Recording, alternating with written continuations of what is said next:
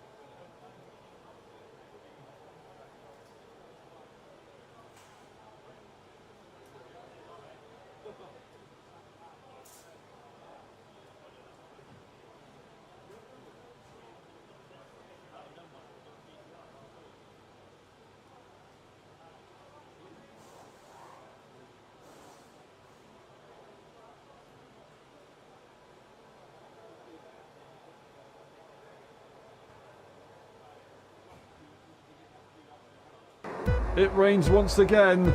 Ready. Hold. Go! Who's going to get it into turn one? The outside line for the Aston Martin, who cannot keep it in a straight line. Yellowek has a free opportunity into the first corner, but they cannot take it.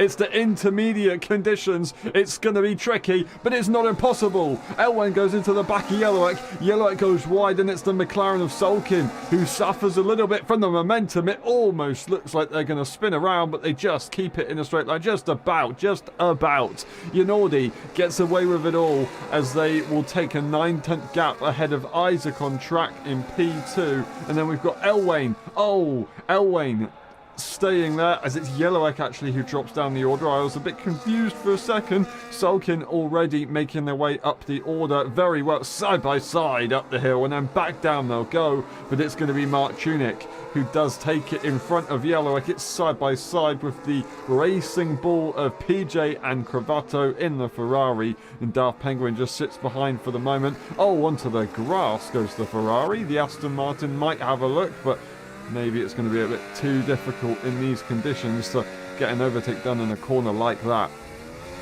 And Yanodi gets away very well as they continue to bridge their gap that they've got so far. Sulkin does have a lot of experience, as they did yesterday in these wet conditions, and to be fair as well, PJ has a decent amount of experience as well in these conditions. Can they get something done in this race? Yellowek will also be in that position, just on the intermediate tyre in the wet conditions. It's a little bit lighter on the rain side of things compared to what we had yesterday, but it's still wet enough for the wet compound tyre. It's still raining as of now. Almost losing it was Sulkin there, but they did have phenomenal pace yesterday, so it's not like they've lost it just yet.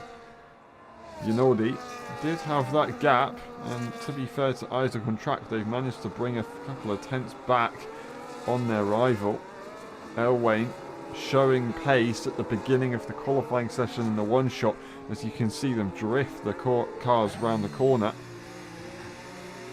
But unfortunately, after a spin in the second sector, their lap was completely done and no challenge for pole position was made. And they've got it all to do. Their teammate is not here in this lobby. There's a potential for 8 free points relative to Terence for Elwain to grab. And then Rinaldi is the next car. So how's that going to go? The Dutchman taking the win in Imola, taking 2 wins so far this season with a lot of momentum right now, a lot of confidence. And they might be able to give a championship challenge, but it all depends on if Elwain can keep it together here. They also got experience yesterday in the race as well, so they will be fairly familiar with these conditions now. Isaac and Track, all things considered, having quite a nice time.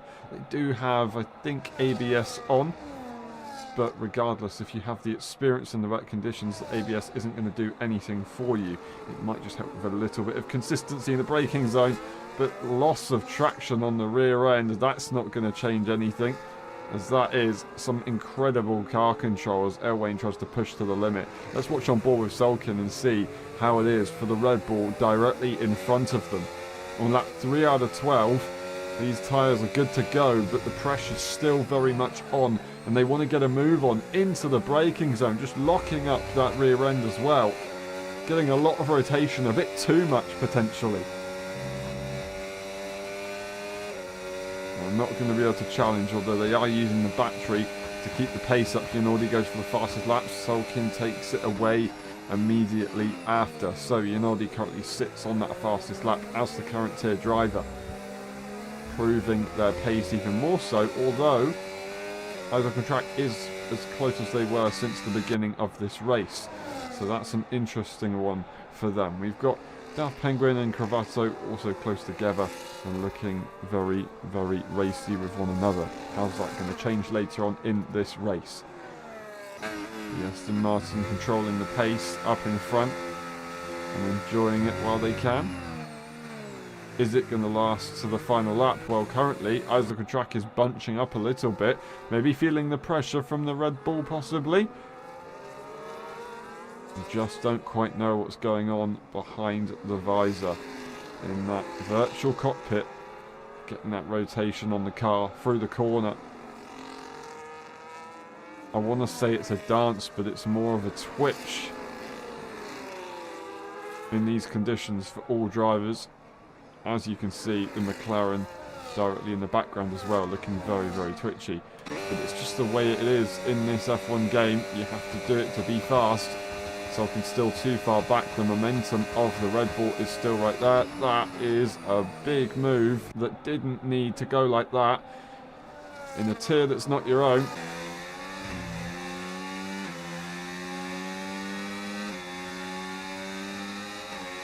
But it's done now.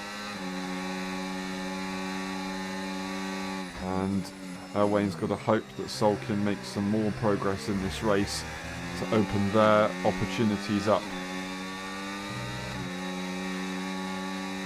and have another go. But as of now, it looks like the gap has been bridged slightly.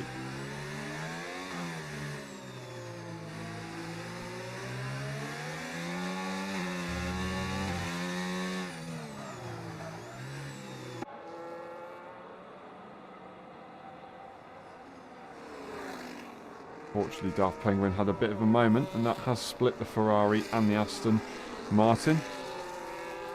Currently, with the higher tier drivers, Aston Martin looking at scoring double points in this race as long as Daft Penguin can finish. And Rinaldi, to be fair, but currently leading the race. They have, at the same time, the most pressure, but also the least to gain. So they've got to try and keep it all together. A lot of waffle. Isaac on track, trying to keep Rinaldi honest. That gap is fluctuating. Do wonder what the pressure is feeling like from the Dutchman. They thoroughly enjoyed the race in Imola. They took that one to the line. It did not look easy at all. Strategy masterclass in the end it was. Terence just couldn't quite get through.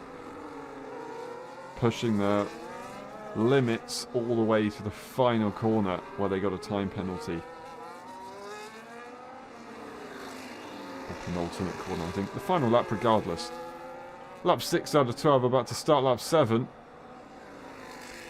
And these guys continue as they are. We've got Mark Tunick and PJ. They're going to be close together on track. Can PJ find a way to catch up? And actually, I was curious, do we all have the intermediate tyre? It looks like we do. I would expect that to be the case. There is Yanordi crossing the line for the 7th time in this race with the fastest lap to help them out as well a little bit more.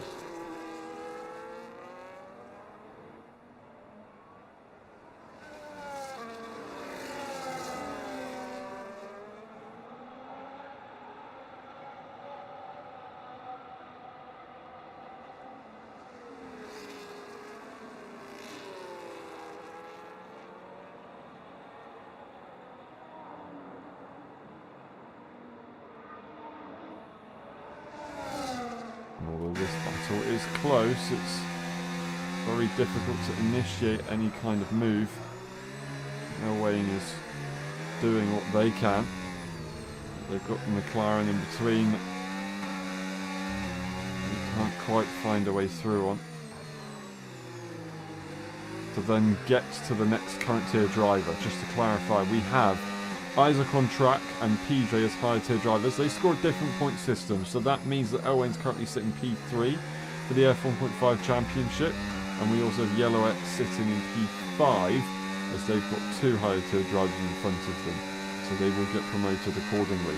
Elwain using the battery, Sulkin using the battery. Elwain is quick in a straight line, it seems. They do eventually turn it off, and Yanoldi continues to break this race apart to try and confirm that victory in the sprint and show us that momentum is really a thing. Isaac on track is a slippery straight line right now. Nothing can be done to pass them. Maybe they're using their dry setup, although that wouldn't really matter because we're about to have a lobby restart after this sprint race to prevent any bugs, and it means that you can just go completely free on the setup for the main race. You can do whatever you want, so you can run a wet setup in a sprint race event if it's wet, and then a dry setup in the main race if you want to, or the other way around. It doesn't quite matter.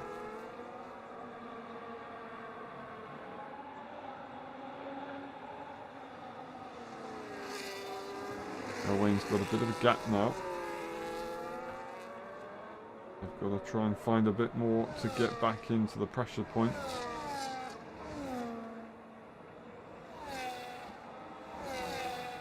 And there it is, Sulkin looking for the move on the Mercedes as they take the racing line with the fastest lap to help out.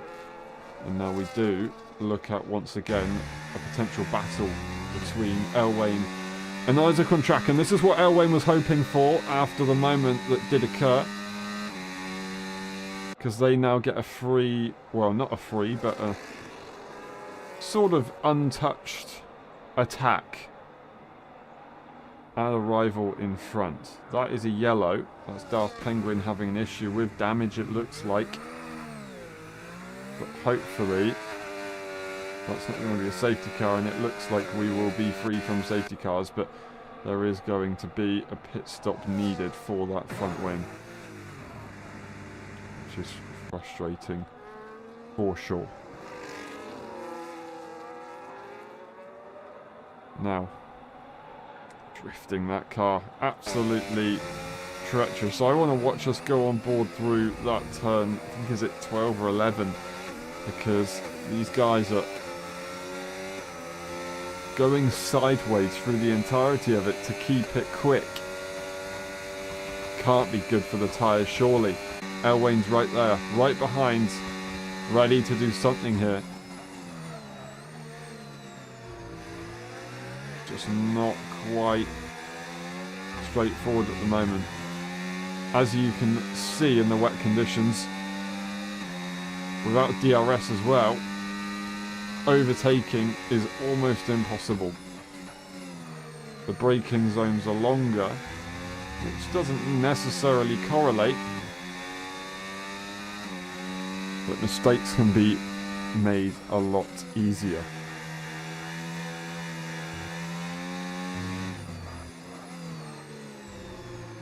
Really taking that different line, a very early cut of apex, and you can abuse that curve on the inside. Similar enough to this corner here, but taking the wider line in the wet conditions can work for some, as that's what Elwain opts for. And they just have multiple corrections of the wheel travelling through the fast left-hander. So keep the throttle in and just have that drift. And there's Elwain sitting in front for now. No, Isaac on track sitting in front for now. Elwain sat right behind. They can't do anything about it. And we do see the battle now rise up. Oh, and Elwain gets a 3-second time penalty, unfortunately, and that is going to be their chances of getting ahead of Isaac on track gone. Not impossible to come back. Maybe Isaac could get a penalty, but they've got a lot less pressure now. Oh, that was difficult there for PJ, almost finding themselves in the back of the Williams, but they will just stay back for now. They go for the spooky move, and it does kind of work out. But then they do have to back off. There's no way they're going to make that move safely. They will find the right-hand side, but that is a brilliant, brilliant attempt at staying around the outside for Mark Tunick. It's not going to be enough. That is going to be PJ in front. It was a risk. It was a big risk sticking their nose in. But maybe, I think, because they've been racing for a few laps now, Mark potentially knew, but he also would realise that PJ is a higher tier driver and they don't need to risk anything by trying to stay ahead and defend from the car directly behind them.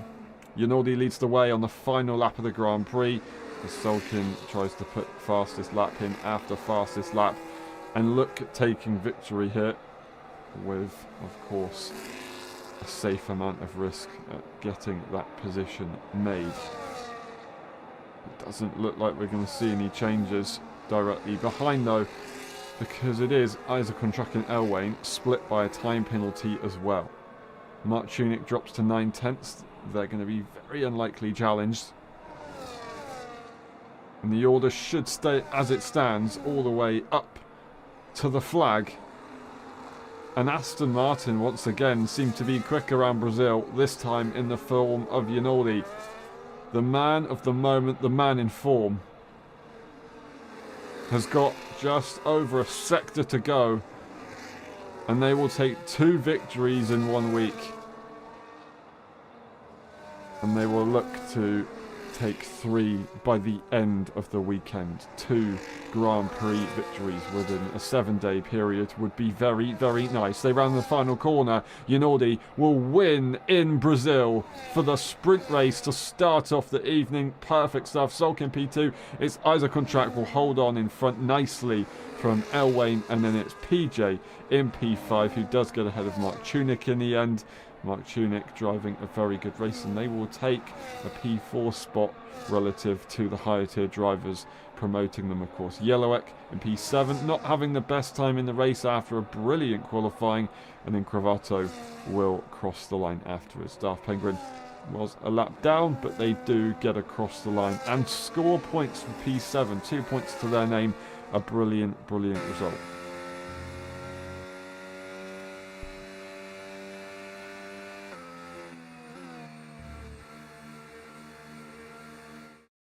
That was the first half of the Brazil chapter here for F1.5. Then we've got the results. It's Yanaldi who wins. Sulkin in P2, fastest lap. Then we've got Isaac on track, Elwain, PJ, Mark Tunick, Yellowek, Cravato, and Daft Penguin. The race directors on your screen. And then we will go through the pit stops. We'll save those results. And then we'll be back in a bit for about 5 or 10 minutes as we restart the lobby.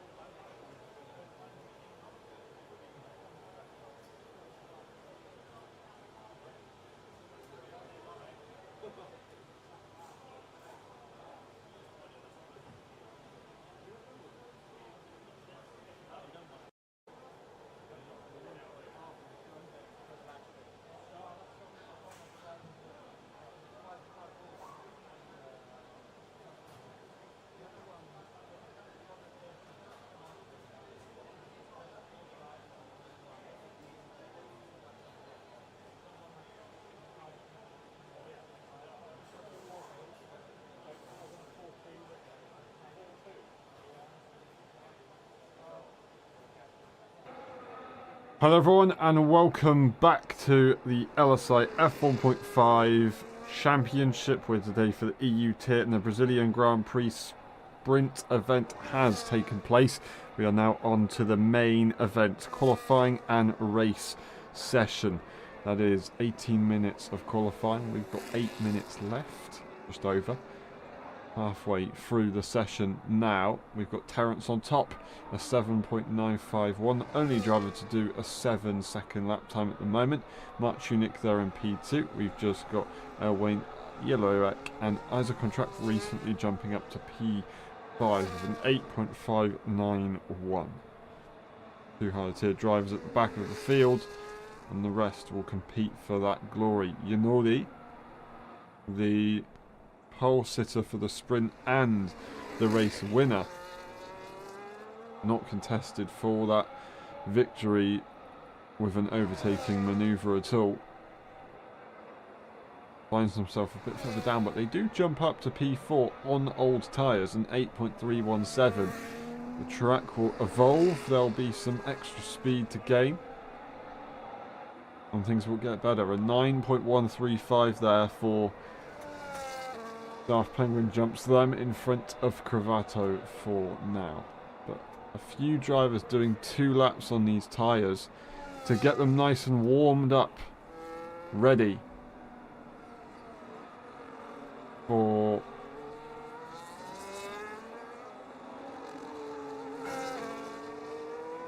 a second lap, so they can go very, very quickly.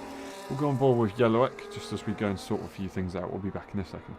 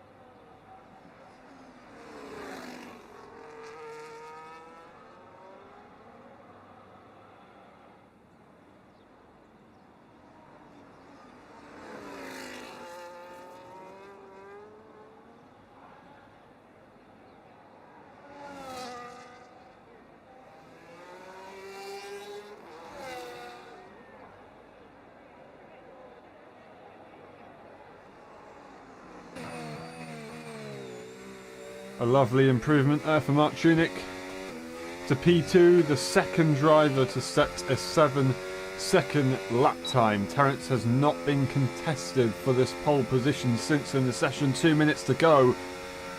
Not long at all. It's Terence, Mark Tunick, Yellowwick, Elwain, Yanaldi, Isacontract, Cravato and Darth Penguin in P8. The soft tyre is the choice. And we've got a few drivers already going for some pretty late runs. Yellowwick goes once again on this set of soft tyres. And this could be their final attempt here, using the battery as well. Bit squirmy on the exit of turn 4. That's going to lose them some time. Luckily it's a short run up the hill. Keeping it nice and planted into the S section almost. Just a big chicane. Trying to get that rotation. They've got that mid-rotation, but the early rotation wasn't quite there. Getting on that curb just to get a little bit of extra performance out of the car. And now flat out, hard braking, avoiding the grass. Using once again the curb for that extra performance. And then a run to the line. DRS, ERS looks plentiful. As much as they would need to get to that line. What's it going to be for Yellowwick? And it's an improvement almost by a tenth, and they go to P2. They did have a look at P1, but it just wasn't enough. It just wasn't enough. Mark Tunick looks like they're not going to be able to compete again on an old tyre like this. We've got Elwain, who's going to go across the line shortly. Yanaldi about to start their next lap, and so is Cravato. Here we go. Elwain to finish their qualifying session here in Sao Paulo, as Darth Penguin has already finished their session, very likely at least, with 30 seconds on the clock. They're going actually again, so they're going to go on some slightly warmer tyres, as we saw in Imola as well. This was the case in Imola for a few. There's Mark Tunick, who does end their session. It's Terence, who is also now going for their second run. And once again, a repeat of what we saw in Imola for qualifying. 2 laps to get those tyres warmed up. The shorter circuits really do need that, and that's what they're going for. Terence giving it absolutely everything, pushing it to the limit. We'll see what they're looking like on the sector time, but that's going to lose them some pace. And it is down by 0.5 of a second. They've got a lot to gain in the middle sector, but can they do anything about it in the final sector as well? That is going to be a tall, tall order. And there it is, Darth Penguin to P7. They do finish their session. Isaac on track P6. And it's going to be Cravato who gets the last lap in there. 7th place to jump ahead. Mark Tunick, P3. It's Yanaldi who finishes P4. And 8.010. They cannot go any more. Elwain qualifying, where's it going to be? Oh, and they can't improve. They can't improve. P5. Terence will take pole position, and it looks like they're going to improve just to brag a little bit more. Across the line they go. It's going to be a 7.8 in the end. A very good job from the driver from Hong Kong. Turned up to the race a little bit too late. Missed out on some good points.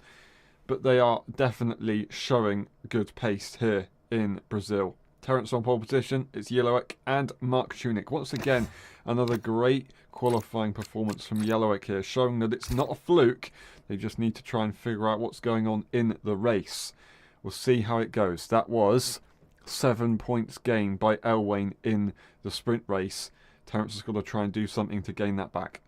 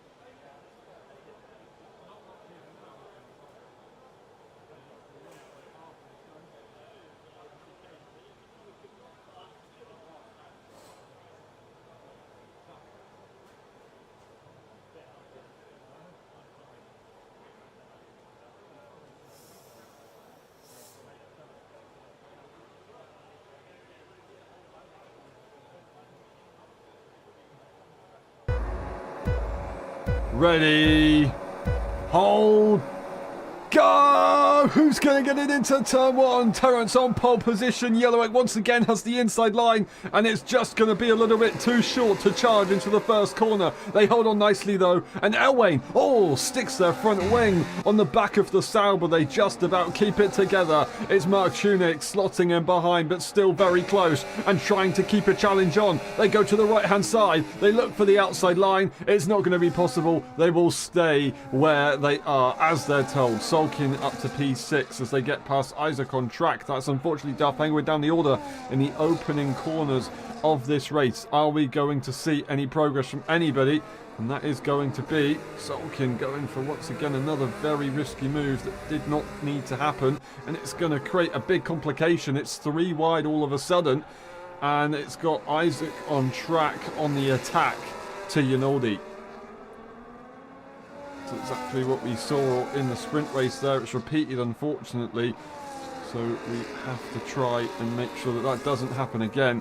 But luckily, everybody is okay and nobody is in tears. It's DRS not available, but absolute performance slipstream resource. Just Hart going for the move. It's Elwain around the outside. Can they stick it though? The Sauber should have a good switchback. They spot the opportunity. They tuck in. But, they're just a bit too much on the curb. Do they have DRS? They will, but they're too far back. And Elwain will get that move, and it's actually going to be a threat from the Williams behind. That was a close call. Very unfortunate to just clip that curb in the wrong way. And there was Yellowek losing that opportunity to get back on the Red Bull. It's the Red Bull 1-2, 2.2 seconds Terence has on the cars in front. That's very risky move there for Isaac on track in the opening stages, but they want to try and get something done whilst they can. And then they've got Mark Tunick in front of Yinaldi. This is your race winner from the sprint race, but also your race winner from Imola. So they should have some pretty good pace, but they are sat down the order at the moment. They just didn't quite seem to get it right in the qualifying session compared to what they had in the sprint. And now Mark Tunick has that DRS, so does Yellowek. So that's going to be a difficult Sauber to make an overtake on. They're still going to have a quick look to the inside. A late move. I think that was a mistake there. That was a missed braking point, and it just turned out to be an amazing overtake. And it's opened up the door for Yinaldi to try and make some progress here. Yellowek on the hard tyre. They're only doing it quicker later on in this race. They have to hold on to their front wing. Oh no! It's gone completely out the window. I don't believe it. I was just going to say they'll let the car go through. They've got a longer strategy to think about, but it's all of a sudden gone down the pan. That is Yinaldi, I think, with damage. Unless it's not. Nobody got damage from that somehow. Everybody is okay. Terence leads. And we want to check actually on Yellowek's car once more. Did they get the damage? Do they have a front wing that's missing? No. Not massively sure on what I saw there. I thought I saw something fall off, but no, instead it was just a spin. And Yellowek's got to try and make that progress once more. Sulkin looks for the move on the inside and makes the work of Isaac on track look straightforward with the slipstream, but loses the rear end. Does it open the door? No, it doesn't. Maybe late on down the straight, but still with the double DRS, it's just not going to be possible. PJ did actually lose from that battle with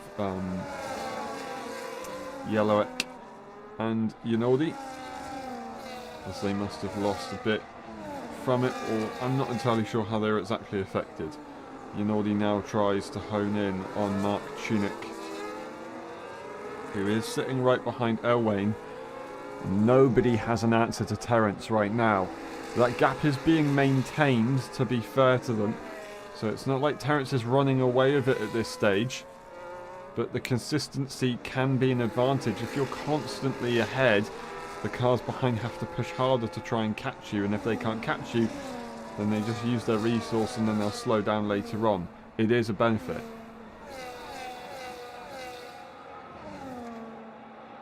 But obviously time penalties are tricky around this circuit, so to get to the 36 laps, you do have to make sure that you stay within the track limits and be out of a 3-second time penalty range of the other cars around you. Otherwise, you are under threat.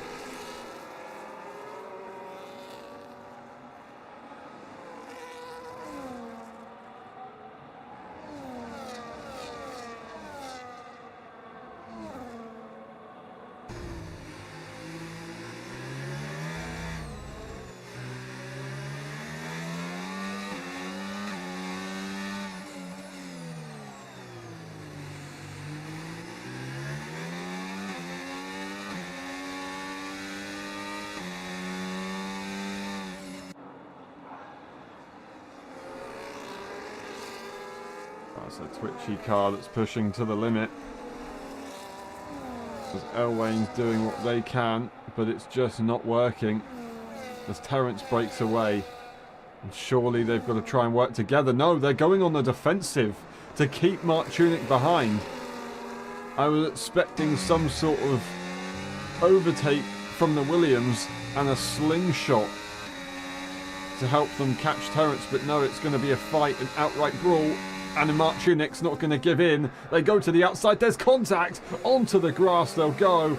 Oh, that's not how it goes. That's not how it should go. And there's a move as the momentum is lost for the Williams. Yanodi will take the racing line on the inside and take the position comfortably. Isaac on track is not too far away, but just a little bit too far away to actually make anything of it.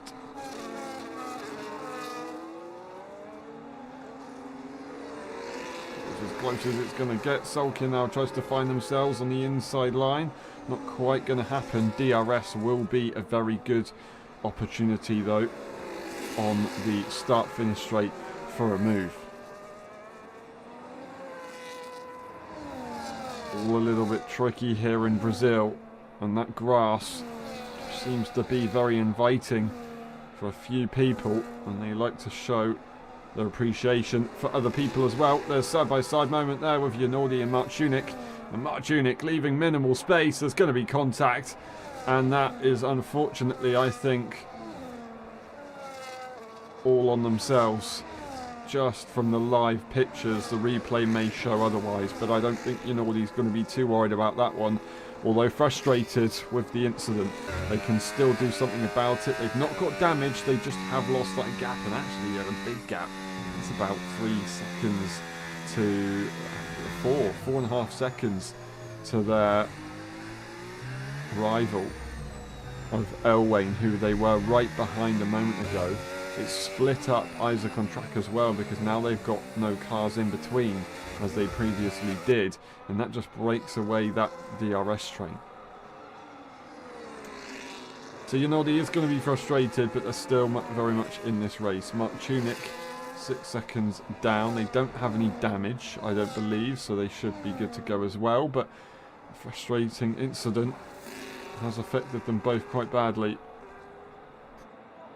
It does happen in racing from time to time.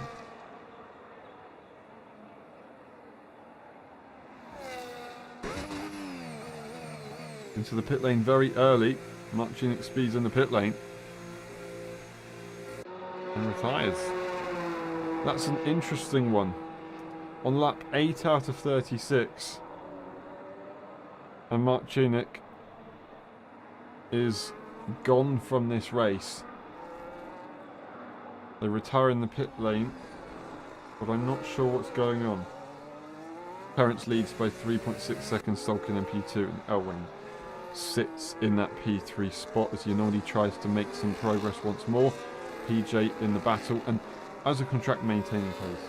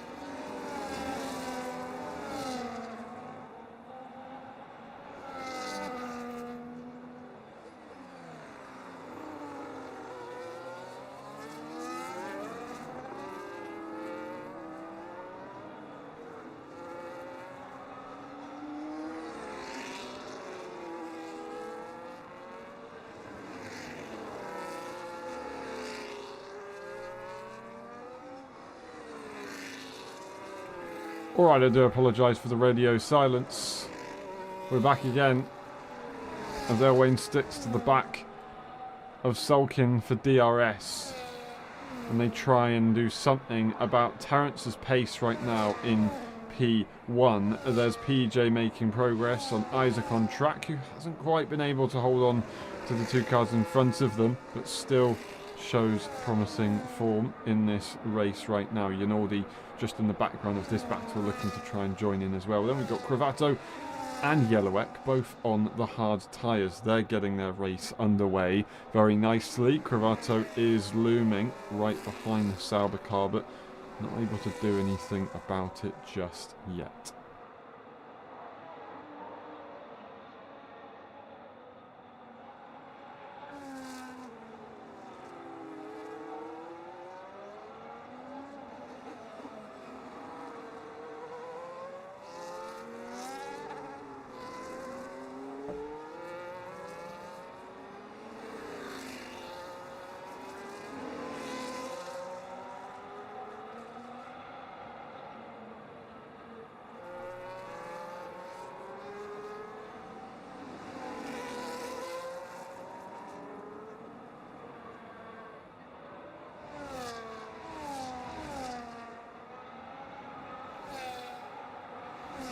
No moves from anyone for now. Cravato might have a look, but it's going to be a little bit too late for that by the time they get to the braking point.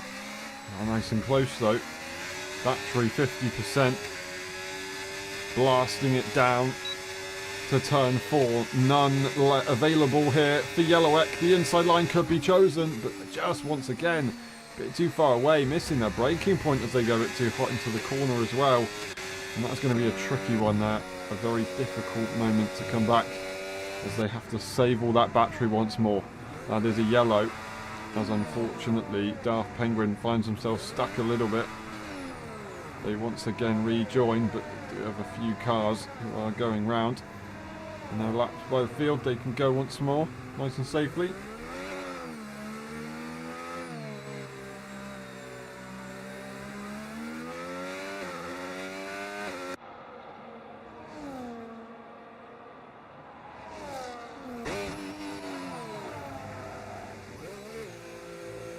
Sulking into the pit lane very early on, looking for that undercut.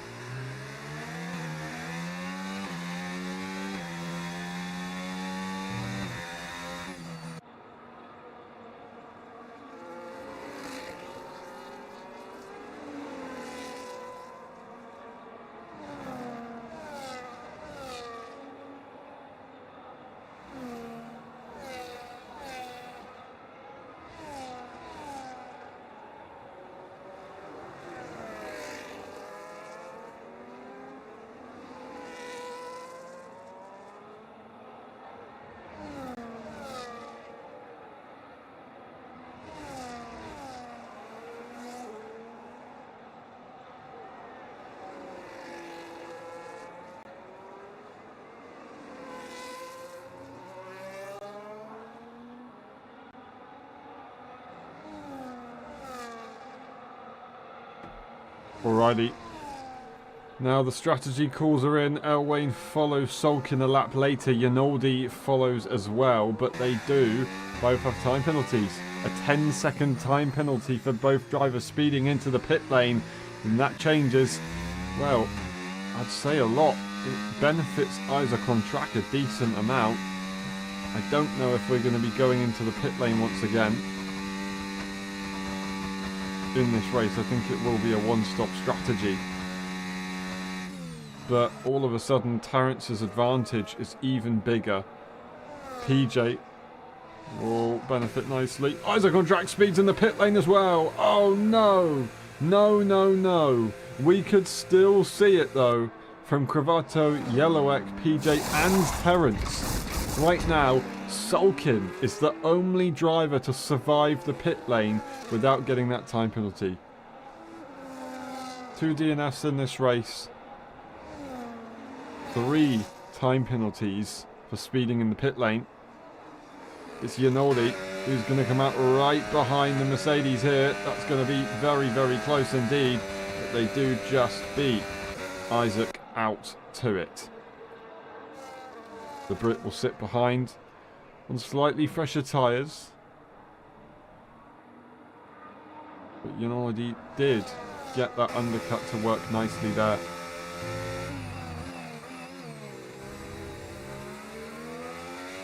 And shows that they do have a decent amount of pace in this race. Terrence has got to hope that some of the other cars don't get time penalties. They make it safely into the pit lane. PJ, will they do the same? They've exceeded track limits possibly on entry, but they do just about make it safely. Yellowek and Cravato will stay out on track right now. Terrence will drop behind. They'll drop behind a bit further, but they will still be ahead, I want to say, of El Wayne, but it's going to be a bit closer. The undercut seems to be absolutely monumental, and our new race leader, net race leader for the EU drivers, is El Wayne. With a 10-second time penalty to their name, they've still got track position on their teammate, on their closest rival in the championship. Sulkin's made a brilliant, brilliant undercut, and they are now leading this race and hoping to not concede it for the remainder. But considering we're not looking at a safety car, it's not at all possible that El Wayne's time penalty situation won't actually affect their position unless it's relative to Terrence. If Terrence does make that overtake, then El Wayne's not really going to go any further backwards. They're just going to be not able to travel forwards in this race to make progress. That's good news, really. Oh, and that is some hell of a crazy racing going on there. I don't know what I was saying. It wasn't English, but this is just a battle and a half, and we've got the move here for the outside line Cravato, but no, we've got Sulkin who's all of a sudden going for the double overtake, preventing Cravato from making that move, and they will just sort themselves out just about. And Sulkin now jumps up in front. Cravato now is going to have to try and find another way through. These guys on their old tyres, they are struggling a little bit for grip, and El Wayne and Terrence are both going to arrive to the scene and be involved in what is about to come. Are they going to dive into the pit lane as well?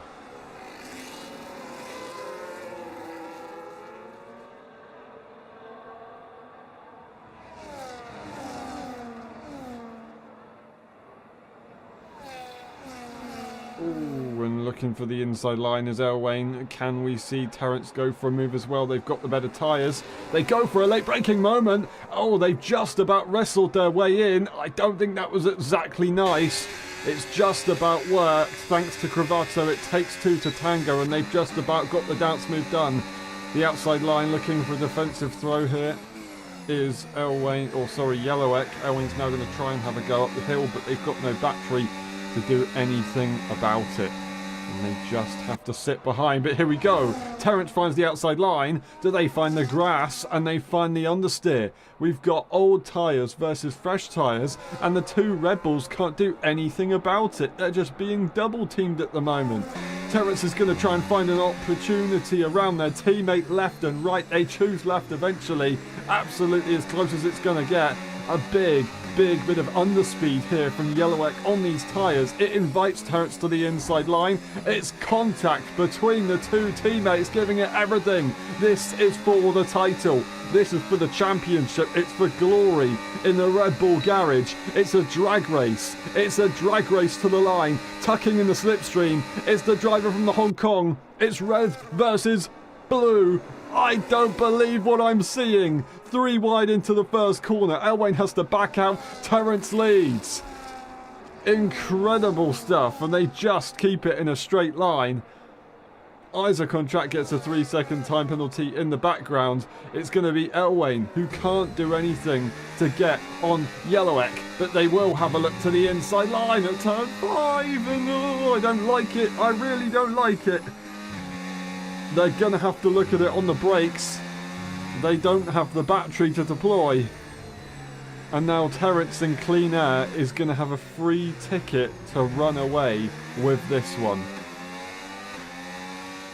Especially with the 10-second time penalty that they've got to their name, there's nothing that they can do. As you see from Cravato's point of view, Elwain waits for the DRS and hopes that their straight line speed is going to be enough. The exit is monumental. The grip is just absolutely unrivaled. But did they overtake before DRS? DRS kicks back in for the Sauber. The move is remade.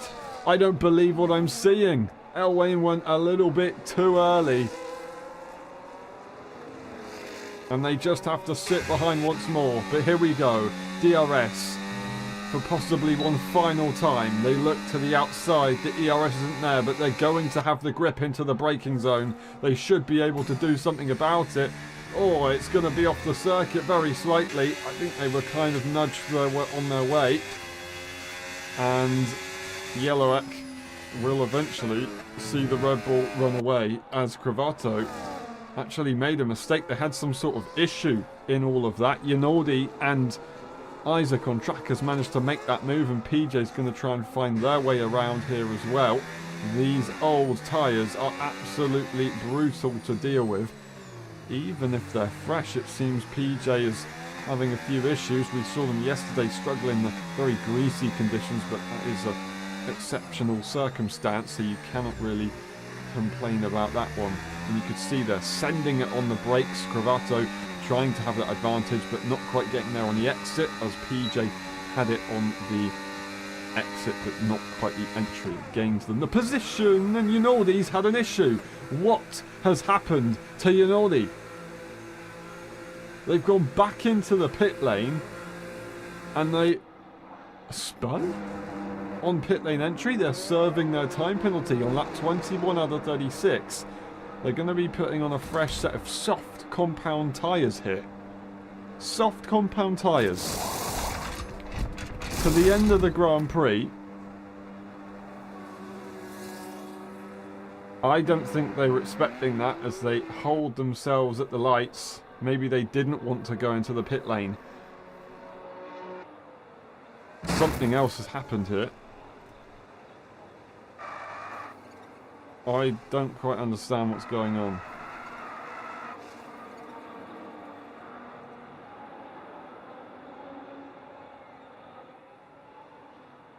Has somebody else got damage on their front wing and they haven't served it in the pit lane? I don't think so. It wasn't a coming together with any of these drivers, I don't think. It's all just a bit confusing. 4 seconds is the advantage that Terence has to Elwain. And flying away with it right now. The pace is phenomenal from the driver who's in Hong Kong. It's very early on in the morning for them right now. The time zones have shifted, so they're 1 hour later on, I believe, starting the race. But it doesn't seem to affect their on-track performance, because over the last few races that they've taken part in, they've been the pace setter. Not necessarily the one to cross the line first, but definitely the one to beat.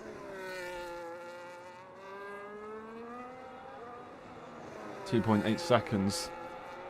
They sit behind Solkin. 5 seconds Elwain has now. Cravato gets a 3-second. Isaac on track sitting in P4. PJ right there in P5. As Yanodi back into the pit lane, and they do retire from the race. Our race winner from Imola and the sprint victor as well is out on lap 22 out of 36. Yellowek and Cravato, their gaps are a little bit extended, and I do wonder maybe Yellowek had some sort of incident with Yanodi. I'm not entirely sure, but that would be my only reason to explain the sudden difference in gap. As Yellowek puts in the fastest lap of the race on this fresh medium compound. And our closest battle out on track is between Isaac on track and PJ, who have found themselves next to each other for the majority of this race. And it looks like they're going to try and find themselves once more. Slightly fresher tyres PJ has relative to the F1.5 driver.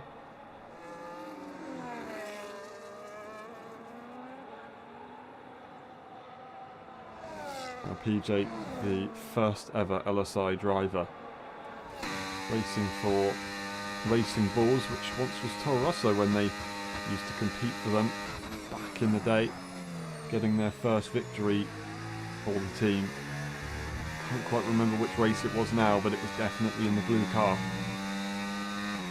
Famous turn 1 Monza incident in the Red Bull, driving for Racing Point for a few seasons as well in the pink BWT livery.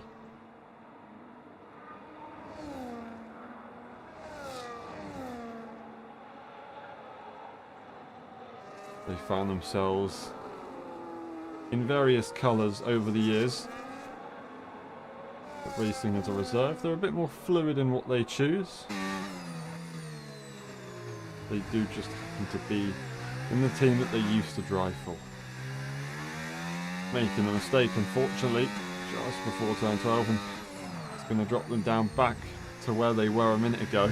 They just had DRS range, and we were going to see a battle, but now it's all on its head.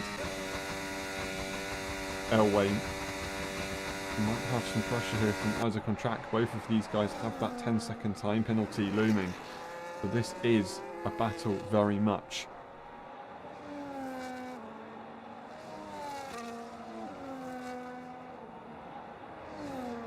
Three wide does entertain me indeed. Maybe worry me is probably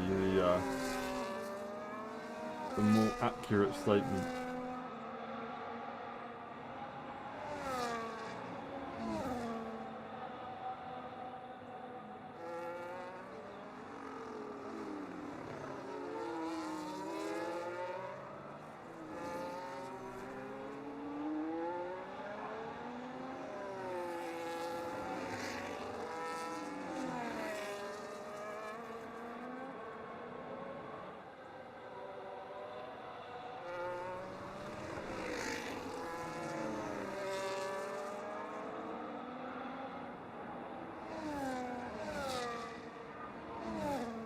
Elwayne finds the time to gain on the Mercedes behind, as PJ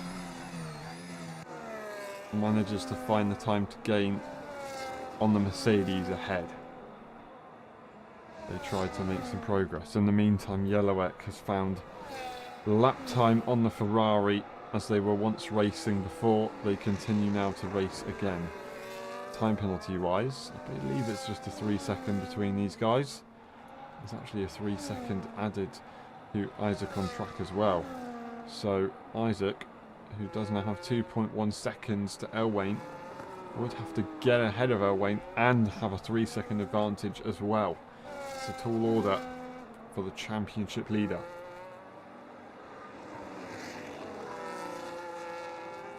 Against the championship leader, I should say. 0.7 of a second now, though. PJ does find themselves once again in an attacking position. Well, maybe in a lap or so. but from when they made that mistake earlier on and dropped back to 1.5 seconds, they have made that progress once more. On lap 27 out of 36, they try and shape up a move, and it might even come soon enough. Here we go, looking with no battery, turning it off, possibly even. Isaac on track, not willing to fight it, and PJ will power through. Higher tier driver versus current tier driver, and 10-second time penalty versus no time penalties.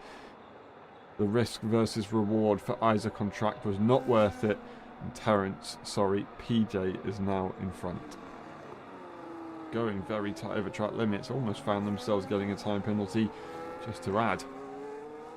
But we will have to now look on board with the closest battle that seems the fiercest earlier on, just a short while before. Oh no, no, no, no, and once more, the grass at the top left of the circuit seems to catch out another driver. We saw Zingy yesterday find the grass, we saw, I think, Terrence as well, and just a few others as well, but now Yellowek is the latest one to find that grass at turn 8. And turn 7 or 8? 7 or 8, not 6 or 7. Don't get it confused. Yellowek, 2.4 seconds now back. They've got to try and make that all once more. Isaac on track is still within DRS range of PJ. They're not really worrying about any kind of manoeuvre that would be meaningful, essentially. Now, the interesting thing of the battle with Yellowek and Cravato does have a 3-second time penalty, so currently these two are half a second away from one another. The Sauber seems to have the advantage. They should still be able to get this move as long as they don't give up. Sulkin in P1 as they begin lap 29 out of 36. Terrence not too far away, to be fair to them, and slightly fresher tyres, but still in a very good position. Elwain 8.2 seconds away, just not able to find much of an answer to their rival. And then it's PJ, the higher tier driver, who almost finds himself spun around out of no control of their own. That was Isaac on track. A little bit too excited on the brakes, it seems. They've got that time penalty as well, 10 seconds. Actually 13 seconds, so Elwain will not be contested. Especially with Cravato being 21 seconds behind further.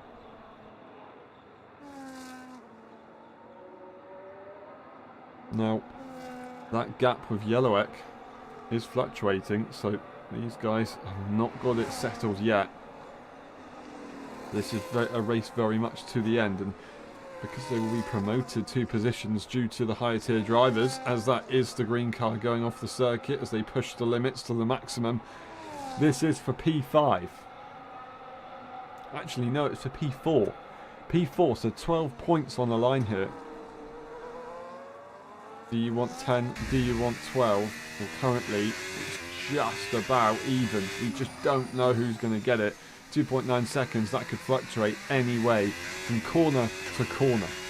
Cravato has the advantage at the moment on track position, but currently Yellowek is doing enough to be within that time penalty range by about 1/10 of a second. Gaining a lot on the straight, using the battery is the Sauber, getting it now down to half a second advantage, which is a bit more comfortable. 7/10 they're looking at now. 8/10. A mega first few corners. On lap 30 out of 36 helps them a lot, but do they have the advantage in the middle part of the circuit? That's the question. And once more at turn 4, going off the circuit and losing time. They can't do that again. It's not helping them at all. 2.5 seconds. This middle sector seems to go to Cravato. They have the advantage in the corners. Equal tyres between these two. The difference is the setup and everything else that could change the course of a race. a brilliant few corners there for Yellowek. Shows them gain, well, effectively a second in the course of the lap. They're now 2.2 seconds away. They don't have the same amount of battery as they did last time around to use to gain that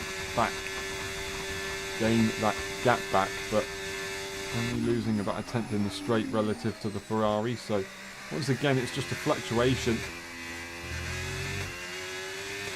Plus or minus a tenth doesn't show too much, but they have gained about a second in a couple of laps or so. Yellowek all of a sudden showing some severe pace. I thought they might have been the stronger car. They keep it within track limits this time.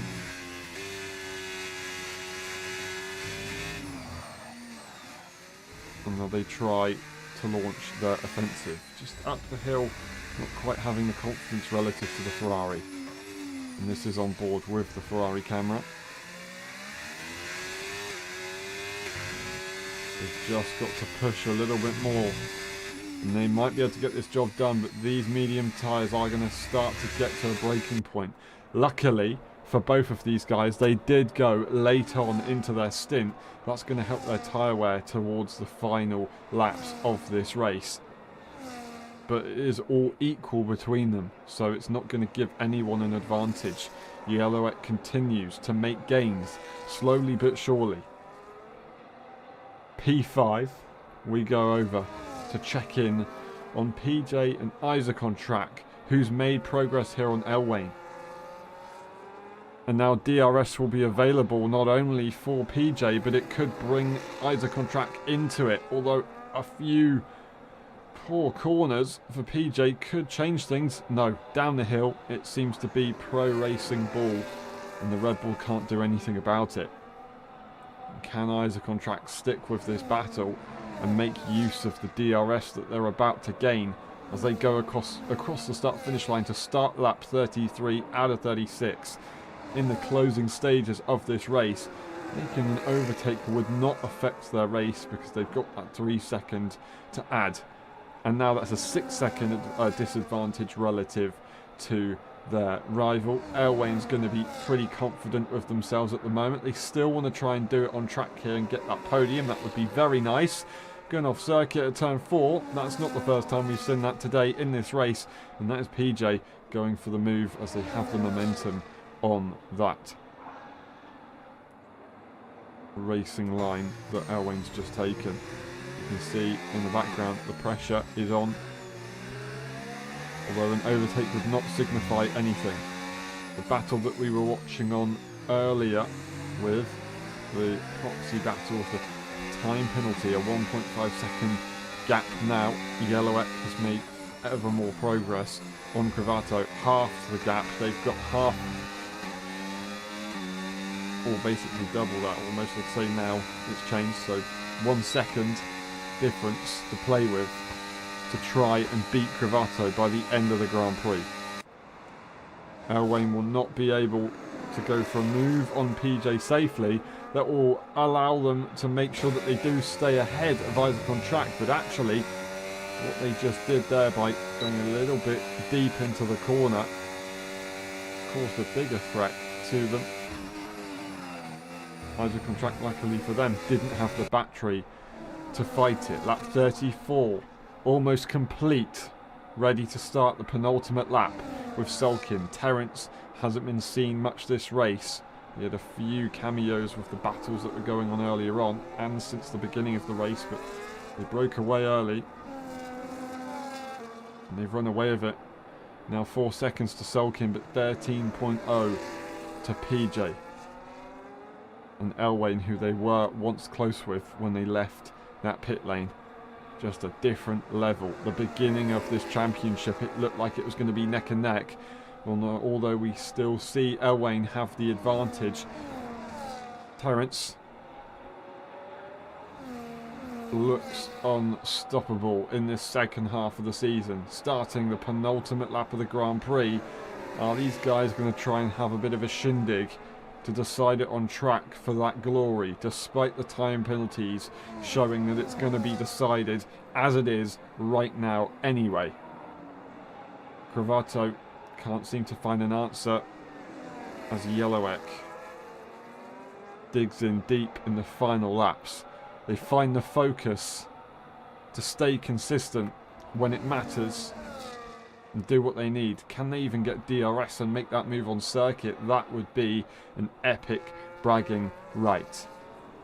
But right now we stay with this battle. That is 9/10. That is actually Yellowek with the DRS open. Hello, this is going to be a battle to the line. This is going to be a very interesting one that we'll see. Selkin begins the final lap of the Grand Prix and Terence will follow shortly. But we do have to check in on PJ, who's leading this trio of cars to the flag. Are they going to be overtaken before they can reach it first, though? That's the question that we just don't know the answer to. And I really don't think I can predict it.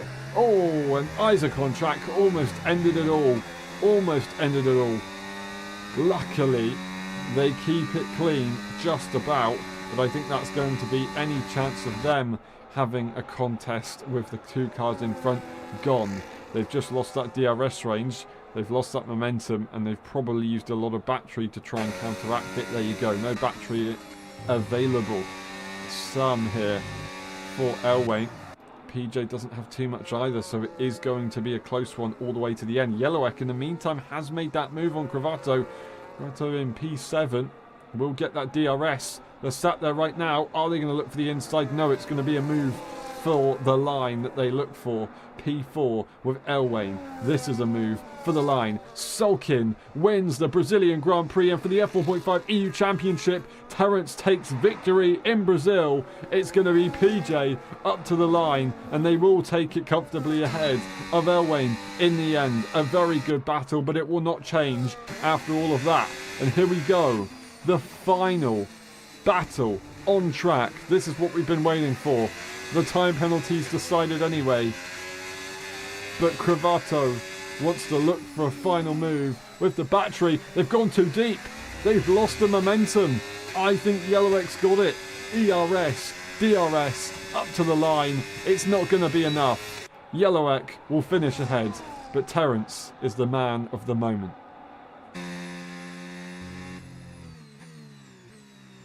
Another 20 points to their name.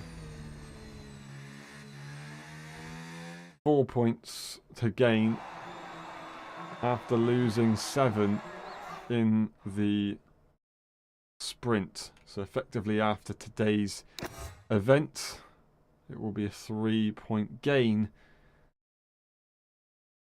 to Elwayne, which is going to be pretty sweet considering the circumstances with the performance that Terence has just put in. There's the session results. Sulkin takes victory in Brazil for the overall tier. Then we've got Terence, who takes victory for the F1.5 championship. In P3, we've got PJ, Elwayne, Isaac on track, Yellowek with the fastest lap going for that later medium tyre, and so does Cravato, the P7 they finish. I think we've already looked at the race director, but I'm going to have a look one more time just in case. And we'll be back in a bit for the post-race interviews.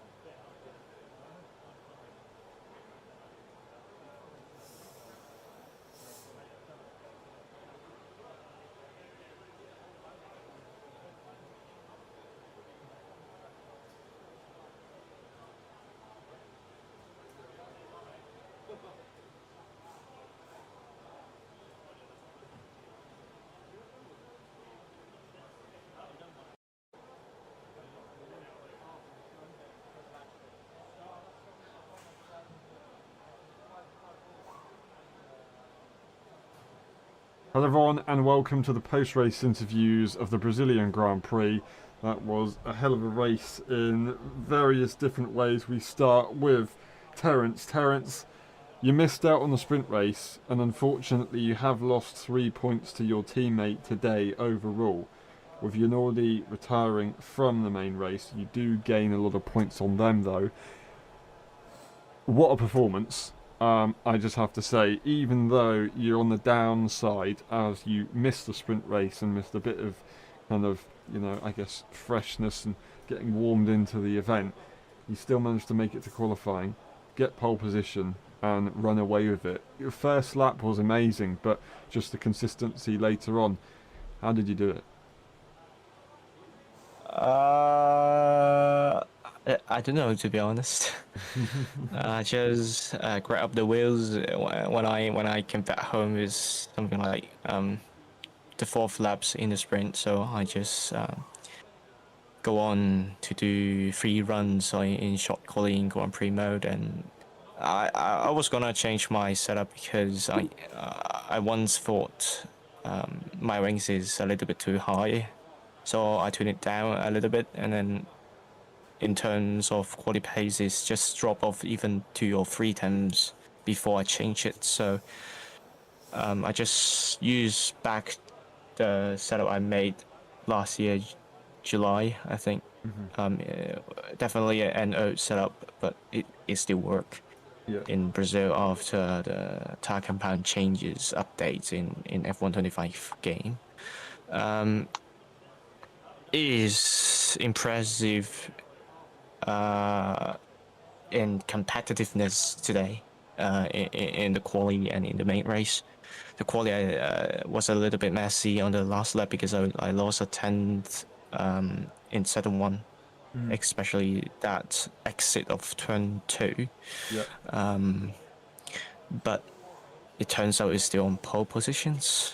My 6th pole, I suppose. Is it 6th? So it is really well feeling. I was just a little bit scared of Lando Norris start. Yeah, a little bit scared about, but luckily I managed to keep on P1 after turn 1 and turn 2, and it's just lucky that Yellow was P2 and he was using hot tire and block everyone else in that sector 2, so I can put off 2 seconds in the first lap. And then thank you to I mean the Yellow. yeah, of course. According to the consistency you mentioned, I just manage the tires, start from lap 2, manage the gap also. I was thinking 2 seconds with me and L-Wing is enough, but Mars just told me, oh, could you make that 3 seconds? Okay, I make it to 3 seconds gap, and then I just start to save my tires again until the pit stops. And then I know Selkin was gonna undercut me, but higher tier drivers, I couldn't aim him. I should aim L-Wing, and so after L-Wing pit for 2 laps, Mars think that, so okay, your mediums is still in a good shape, so I just overcut 2 laps, and then just a little bit in pain in pit lane mistakes, so I was slower in the pit lane when I get into the pit, and so it cost me a place, but eventually after that 3Y action, quite scary, right? I came back to pace. So yeah, I think that is the bravest moment I have ever been, at least in this season. I don't know why I think I can do that. I just ran out all of my pressure. I saved for 2 laps, and that's it. A win. Yeah, very happy for that. It worked out in the end. You did a very very good job. How did the time zone change affect your performance today, do you think? Missed the sprint race. Fair enough. Well, You know what? I'm gonna let you go. You've done a brilliant job today, and I hope you can get some good rest. Congratulations, you won the Brazilian Grand Prix. Thank you, Terence. Thank you. And we move on to Sulkin. I believe Sulkin was next. Sulkin, we start with you. A lovely way to go through to the front of the field. Terence wasn't too far behind though, was he? No, it was actually pretty quick today. I was surprised that I actually couldn't like break away further than I did, but yeah, well done to Terence. He had a very good sector two, I believe, and like the only way I could equalize that was I just saved ERS, like very much ERS in sector two, and just use it all in sector three and sector one to compensate. But yeah, really good race for me. Congrats on the win, and yeah, the restart you said was quite impactful. You know, just how it turned out. It was quite chaotic at the start. I believe I sent it a bit too hard on Yanodi at the start, but like I let him by once again because I thought that was an unfair advantage to overtake like that way. So I gave it back to him, and after that, just tried to pick my way through. Don't think I got into any other controversy than that. But yeah, just undercutting Terrence was the strategy to go. It worked out well. Was actually managing to gap in like half a tenth, maybe a lap. But yeah, sometimes he catched up, sometimes I run away. So yeah, it was like yo-yo racing. Welcome to 2026. I have a question though about the undercut because yesterday we didn't really see an undercut work. It was a different condition, obviously, in the wet conditions. Um, is it was that the difference? That's why the undercut worked really well today in the dry, or was there just something special that you did to get that advantage? It is just strong around there, like the undercut in the dry. In the wets, you don't really like gain any pace. Like it's maybe 2 or 3 tenths if you're fast, but to be honest, the reason you didn't undercut in the wets are mostly like you will just get in traffic like I would do yesterday. So yeah, just trying to keep it as long as I can in the wets, but in the dries you can undercut to gain that advantage. And if you're good at managing tires, you will stay ahead also. So yeah, that's the reason I did it. Great insight. Thank you very much for that. We'll see you in Mexico. Well done today. Congratulations.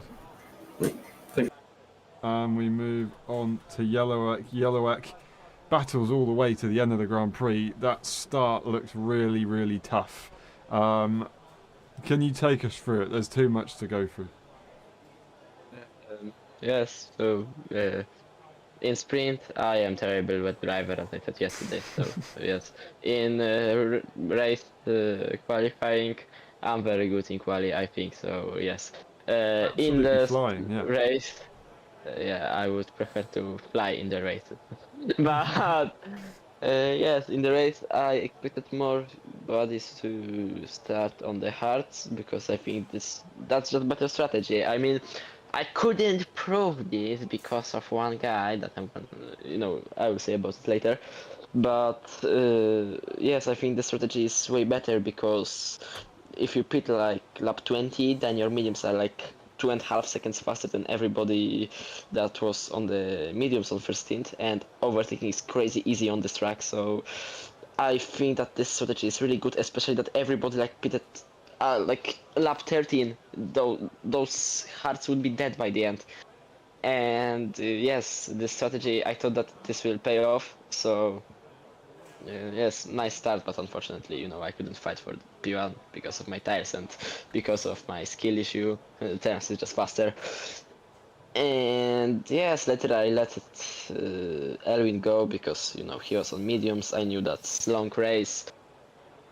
Yeah, then Mark decides to attack me. I mean, I understand that he wanted to attack me. I also slightly overshooted this corner, so okay, that's just my bad, but I would still easily keep up with those guys. I mean, my pace was pretty good on like in the first stint before next incident on the same lap that Mark overtook me, and because when he overtook me in turn 1, then Yanaudi wanted to overtake me as well in turn 4.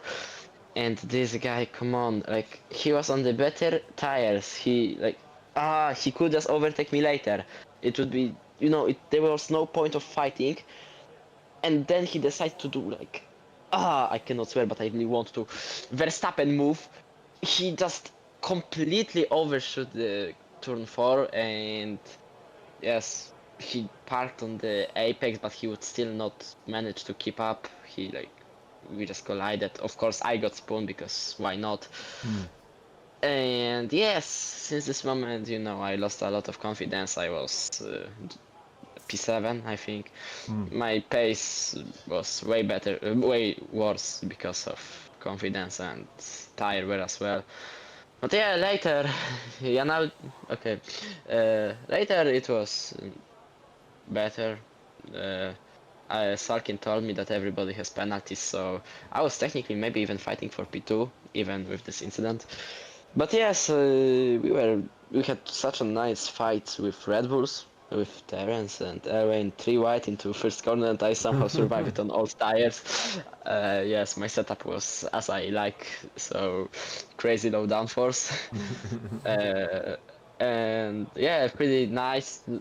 Hard racing, but it was pretty clean. I got nearly spun there, but that was just racing. And yes, then on lap 20, guess who came back? My favorite driver, Yanaudi. Of the last corner, I wanted to pit this lap. And I showed that I will pit because I went crazy on the inside after last corner.